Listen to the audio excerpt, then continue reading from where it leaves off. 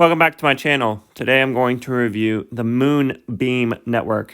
For those who are unfamiliar with my channel and how it works, what I do is I do research. I feed it into a model. Let me put this on.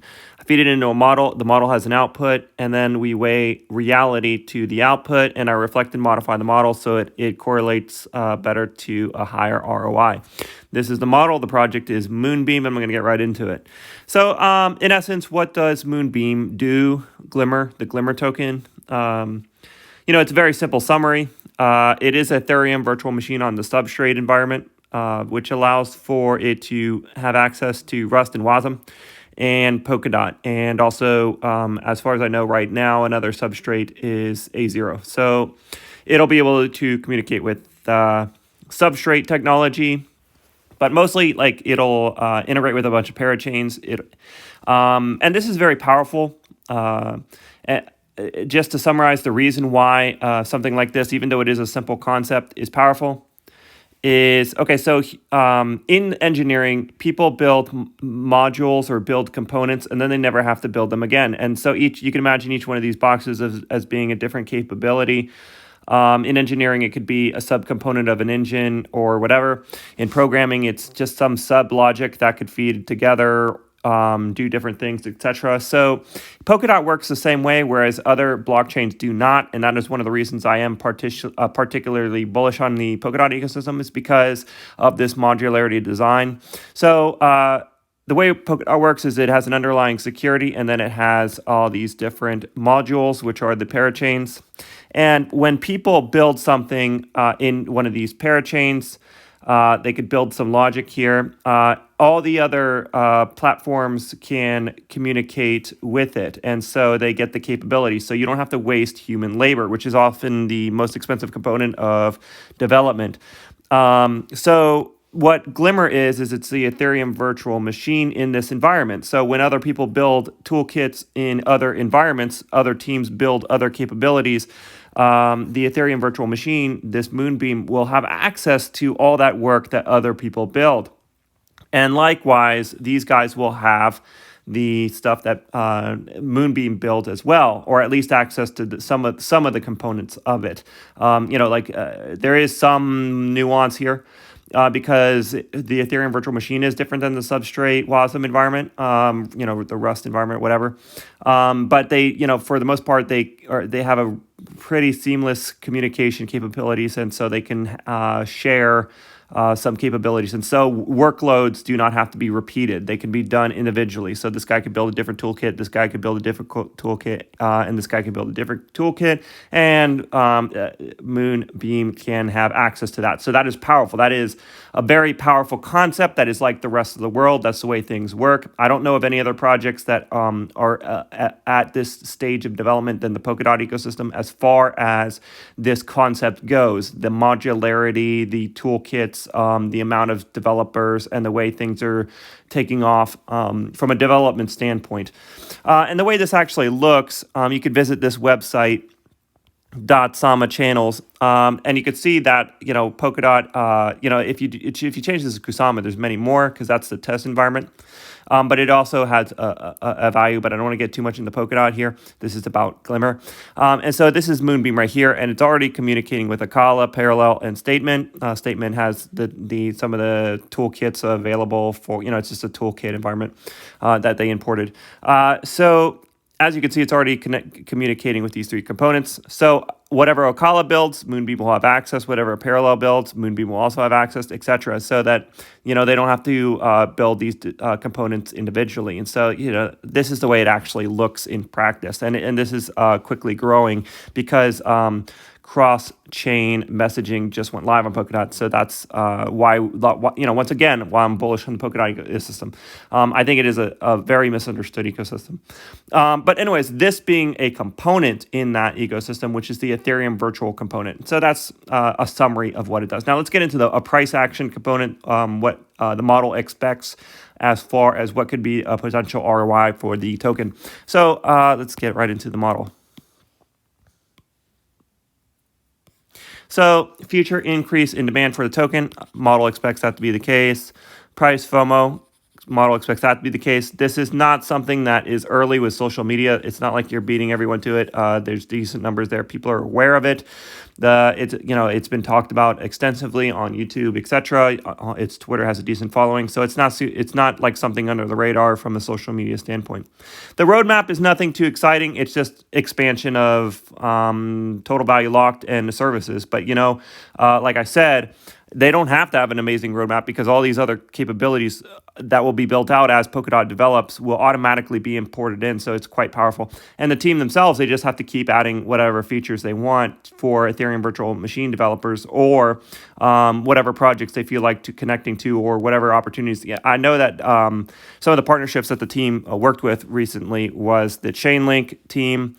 As well as connecting Moonbeam to Parallel, Akala, and Statement. That's what some of the things that the Polkadot, some of the work that the GLMR team has been doing so far.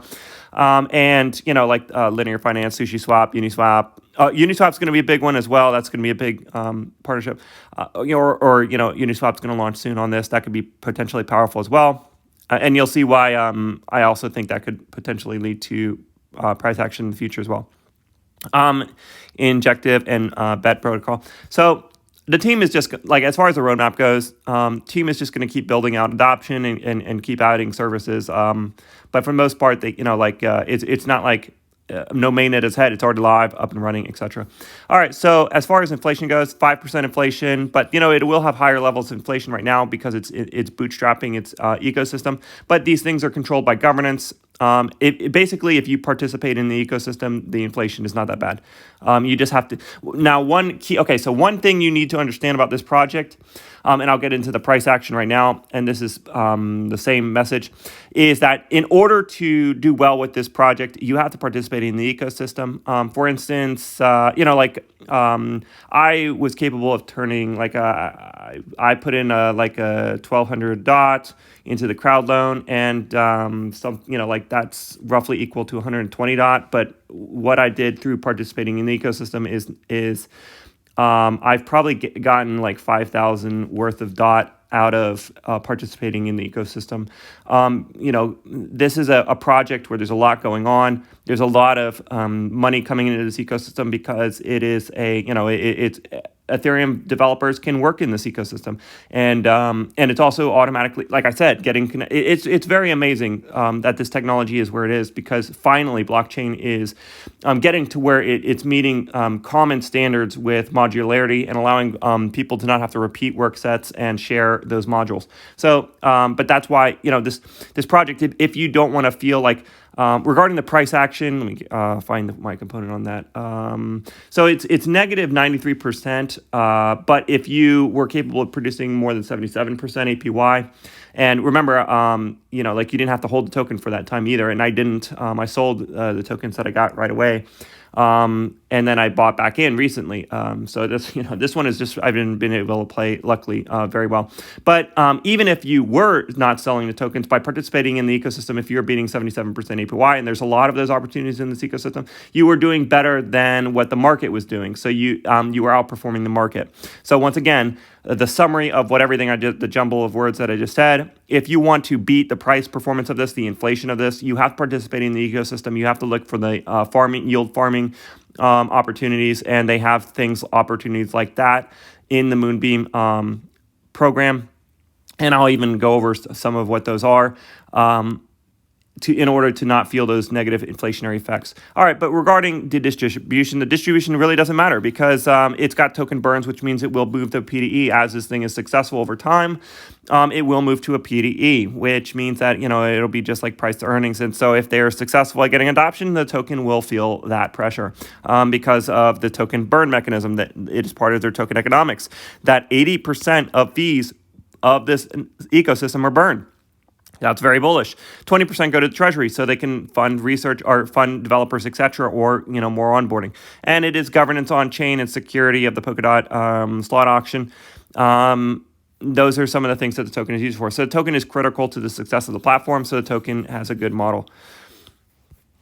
Regarding the market cap, it is not a low market cap. It's 250 million. Diluted is 750 million. But like I said, you can feel that release of tokens if you participate in the ecosystem. So in reality, you would be buying it at this market cap and not be feeling this release, because the programs are meant to get you to use the platform. And so you don't have to feel the issuance of the tokens. So in reality, it's pretty much a 250 million market cap circulating. You can consider it diluted because you can participate in the ecosystems and get access to the entitlement to the release of those tokens. So that is, like, this is not as negative or red as it would appear. It's about a 250 million market cap, which is on the lower end, especially with what this could potentially do in traffic in the future. Okay, so ICO performance. So let's get into this. Okay, so now the ICO performance is 561%, but guess what? You could have participated. Anyone could have participated. This is why another reason why I love the Polkadot ecosystem is because it doesn't have a walled garden. It allows anyone to participate, and that is amazing. Of course, legally, they're not allowed to say anything like that. But, what I think of the law. I think the law is outdated. It's designed to keep people down. It's designed to keep people poor. They do it on purpose. They don't think you're intelligent enough to make smart decisions. But Polkadot allows for people to make those decisions on their own. And this is one of those projects that allowed for people to get entitled to that through the crowd loans. Polkadot allows for people to see early access, and that is amazing. It is amazing that we have technology that allows for common man, common woman to have these opportunities where they can get access to 561% ROI right at the crowd sale. That's why Polkadot is an ecosystem that is important to pay attention to, especially when you participate in the crowd loans. It could be very lucrative. And, this is in the bear market, it's still at a 561% ROI. So those are things to be considered. So that is where it sits right now. Those Polkadot crowd loan participants are sitting on that ROI right now at the current price. Regarding current price action, you would be capable of beating it. Since participants are capable of participating in it, its performance, its price performance it is not under any FOMO. It is simply that the participants are getting rewarded. And so the negative pressure, there's been plenty of time for people to sell the tokens that they got from the curly crowd loans, and we've seen some stability in price. So the price action is not super negative either. So I gave these things a green rating. Once again, participation in the ecosystem has a good chance of beating market performance. So if you participate in this ecosystem, you're going to outperform the average crypto. That's what my experience has been, and I've significantly outperformed it. This has been a very profitable ecosystem to be participating in. All right, now regarding usage, niche, etc., this project is experiencing exponential growth. It is 1 month old. Officially, it's been live since January, but this recent project, there's one project here that is 1 month old, and it's already at 100 million total value locked. It is the Moonwell. Moonwell went live like a month ago, and so boom, out of nowhere, 100 million, because that is the type of exponential growth we're looking for. And you can see right here, this is the chart of the total value locked. We're in the bear market, and boom. And so it is very likely that we're going to see an all-time high pretty soon, even in the bear market of total value locked. This ecosystem is growing very, very fast. One of the reasons that I am particularly, bullish on this project. You also have Stella Swap, which has been growing pretty fast. You can see in 1 month change, we got a 400% in 1 month. We have 184% for Stella Swap. It's growing very, very fast. And So, it is under that exponential experience. Also, XCM, cross-chain messaging, went live on Polkadot. So the environment is going to start importing more. There's a lot of activity that's going to start importing more. Uniswap's going live. So once again, I don't expect it to slow down. I expect it to speed up. That is, something I'm bullish on. All right, niche, serving a market now. It is live on Polkadot since January. So, it's this... layer 1 technology, Ethereum virtual machine, but once again, all the developers don't have to build every toolkit, so it's going to have services provided that it grows up exponentially. Once again, the services provided goes to that 80% burn, so we could see the tokens burn up quite quickly. Liquidity depth looks good. It's got 3.5 million, 42% liquidity depth, so it's very strongly supported price actions-wise. Once again, so those are very strong things to consider. Now, governance, I'm not going to go into too much in the detail in governance, but I will say this. The Polkadot ecosystem has the strongest governance out of any project. There is no one who comes close in design of the governance model except for the Polkadot ecosystem. And many of the projects on top of Polkadot have decided to design their governance similar to Polkadot because of how well Polkadot's governance is designed. One of those things is time lock wait to vote, which means that if you lock up your tokens for a longer period of time, you get a heavier vote. No one else does this except for Polkadot, and it's like common sense. I don't understand why. I've said this for 2 years now in this blockchain space. I've actually think I said it for 3 years now, that time lockup of tokens, giving a heavier vote to people to lock up their tokens, is one of the most powerful features of governance that you can give. And it's kind of common sense because it makes a long time horizon, and it makes people who actually care about the network make decisions about the network, and the value is tied to what decisions they make. So I don't know why we don't see this anywhere else except for Polkadot, but once again, Polkadot is the only place we see it, and GLMR has adopted that. So that's a very powerful thing. Time wait to vote. It's very simple. I wish more projects would have some common sense and implement that. It would make crypto a stronger, more long-term, more prudent, more, just the decisions would be better all around. So just a summary again, the design of governance in Polkadot ecosystem beats all competition by a landslide, in my opinion. Thus, Polkadot and projects with like-kind governance are the true representation of the ideals of freedom, equal representation of Web3 movement. These are the true decentralization movements. Polkadot is really a part of that movement. It is part of anyone could be involved, anyone could participate. It is the amount of work you want to put in. It's the amount of your time horizon. And anyone has access. It doesn't care the color of your skin, your race, etc. You can participate, and that is a powerful thing. Not many projects allow for that. This project allowed for you to participate in the crowd loan. I highly suggest people support the Polkadot ecosystem, even if they didn't think it was going to be profitable, because it's just far better ethically. But guess what? I think it will pay out ROI as well. All right, so that's so just in summary, there's technical groups, there's mechanisms of quality, there's representatives that are elected by the token holders, and those representatives pick technical groups, etc. The token is the ultimate control. They have apathy solutions. All of these things are designed governance. Ultimately, I'm just going to say great governance model because I don't want to get too much into it. But it just has an excellent governance model that is very much like Polkadot's.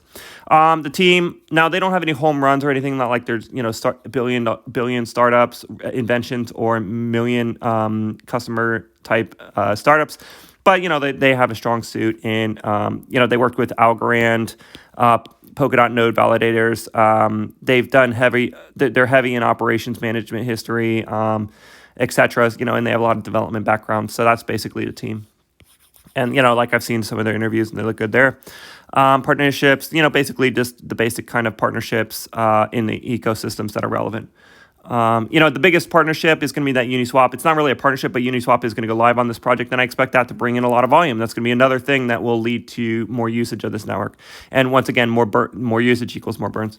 Now, it is Ethereum virtual machine, and it is also that substrate environment. It is also WASM and Rust. So we can see developers will have they also have a treasury. So the developers will be motivated. The developer experience will be good. They'll have a good experience of the competition, high value upgrades, value of services provided will increase, user experience will get better, network effects should take off, tokens per person should go down, token sell side decrease, money. So all these are, the things that could lead to price action. Because it's not only is it good code, it's got a treasury, it's also got good governance. All those things will lead to good development environments. Now, large business models that demand the token to reflect their needs. I think that could be the case because of the time lockup element. So because it's going to have that long time horizon professional governance, I think that it could lead to entities that are big that would hold this token and participate in governance as a professional part of their business model. Oh, and finally, what is the, in a general sense, what is the value of the target market? Well, it's difficult to assess because we're talking about L1s here. But it's a Turing complete L1 Ethereum virtual machine connected to the Rust WASM cross-chain communication of Polkadot. I've mentioned it several times. How big is the value transfer of those possibilities? It's in the trillions. We're talking about all the world's assets are going to move into this space. I'm sure it's in a good position. Like the Ethereum virtual machine. Now I know Rust is the future, WASM Rust. WebAssembly because it's, these light clients that can do different things. But, how long will the Ethereum virtual machine around? I think it'll be around forever, or at least a long time. And, it'll capture trillions. It's just trillions of market. It's difficult to assess because, this is a new technology, but it will take over finance. It'll take over every asset that we can imagine. So it's, in the trillions. But, it does have competition there, etc. I think I covered everything. These things up here are not really that relevant to this particular project. So, summary. It is a low market cap with accomplished CEO. I put no. Early social media, I put no. Live niche, yes. Pros and cons. Wide access to other people's works. So, it'll get a lot more services provided than its competition. Ethereum virtual machine for current blockchain devs. So a lot of developers will easily be able to launch apps in this environment. So it should get going pretty fast. Substrate interaction with WAS and Rust. So it's future proof. Token burn. Governance is very good, very large market, exponential growth of total value locked, and we're seeing exponential growth of its activity right now. The cons, large set of competition, not a small cap really, and the team has no home runs, but that's basically it for that. All right, I think that is a summary of that. So next I go into more detail of my specific actions and a summary for the patrons. But this is just a general analysis of the public data. If you like unbiased research projects and you want to make your own decisions, nothing I say is financial advice. This is all information purposes only. If you like this kind of unbiased review of projects, hoping to correlate to highest ROI, please like and subscribe. And I'll see you guys later.